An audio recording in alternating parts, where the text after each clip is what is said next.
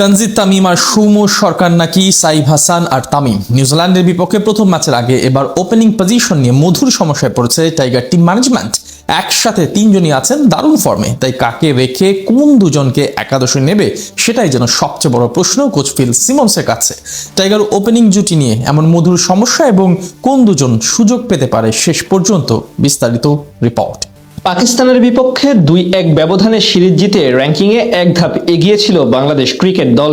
বলা চলে দীর্ঘদিন পর 50 ওভারের ম্যাচে বেশ ভালো সময়ের মাঝে আছে লাল সবুজ প্রতিনিধিরা। সেখান থেকে এবার নতুন মিশন নিউজিল্যান্ড সিরিজ। প্রায় 3 বছর পর ব্ল্যাক ক্যাপসদের বিপক্ষে ঘরের মাঠে ওডিআই সিরিজ খেলতে নামবে বাংলাদেশ, যার জন্য এরই মধ্যে ঘোষণা করা হয়েছে স্কোয়াড। সেখান থেকে বলা চলে এবার ওপেনিং পজিশন নিয়ে এক মধুর সমস্যায় পড়েছে টিম ম্যানেজমেন্ট।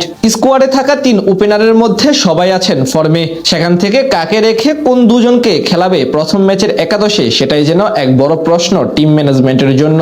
পাকিস্তানের বিপক্ষে ব্যাট হাতে দুর্দান্ত ছিলেন বামহাতি তানজিদ তামিম। 3 ম্যাচের মধ্যে একটিতে করেছেন হাফ সেঞ্চুরি, শেষেরটিতে ক্যারিয়ারের প্রথম শতক। সব মিলিয়ে তার জায়গা অনেকটা নিশ্চিত, কারণ সর্বশেষ সিরিজে ম্যান অফ দ্য প্লেয়ার হওয়ার তকমা রয়েছে তামিমের নামের পাশে।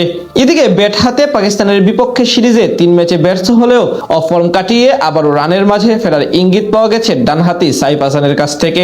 নিউজিল্যান্ডের বিপক্ষে মাঠে নামার আগে গেল সোমবার নিজেদের মাঝে একটি প্রস্তুতি ম্যাচ খেলে ক্রিকেটাররা। সেখানে ব্যাট হাতে 133 বলে 138 রানের অসাধারণ ইনিংস উপহার দেন সাইফ। 6টি চারের সাথে মেরেছেন মোট 8টি ছক্কা। সেখান থেকে বলা চলে নিউজিল্যান্ডের বিপক্ষে প্রথম ম্যাচ থেকেই সাইফকে দেখতে পাওয়ার সম্ভাবনা রয়েছে।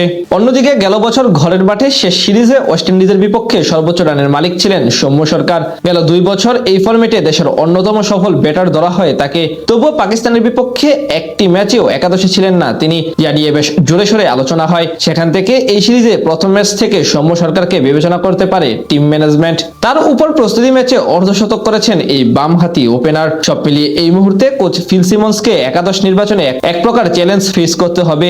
তবে সর্বশেষ সিরিজে যেহেতু তানজিদ তামিম সেরা রানের মালিক ছিলেন, তাই অন্তত প্রথম 2 ম্যাচে তার জায়গা নিশ্চিত। অন্যদিকে সাইফ যেহেতু পাকিস্তানের বিপক্ষে তেমন ভাবে নিজেকে প্রমাণ করতে পারেননি, তাই আবারও একাদশে ফিরতে পারেন সৌম্য সরকার। যদিও ডানহাতি এবং বামহাতি প্রথা অবলম্বন করলে আবার সাইফের টিকে যাওয়ার সম্ভাবনাই বেশি। আবার যদি মিডল অর্ডার থেকে আফিফকে বসানো হয়, সেক্ষেত্রে আবার 3 জনকে একাদশে রাখা যাবে। তখন নাজমুল হোসেন শান্তকে নামতে হবে 4 নম্বর পজিশনে।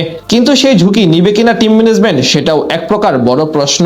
তারা ছাড়াও টাইগারদের ব্যাটিং অর্ডারে লিটন কুমার দাস, তাওহিদ হৃদয়ের জায়গা অনেকটা নিশ্চিত। তাদের সাথে অধিনায়ক মেহেদী হাসান মিরাজ, মাহিদুল ইসলাম অঙ্কনের মতো ক্রিকেটার আছেন স্কোয়াডে।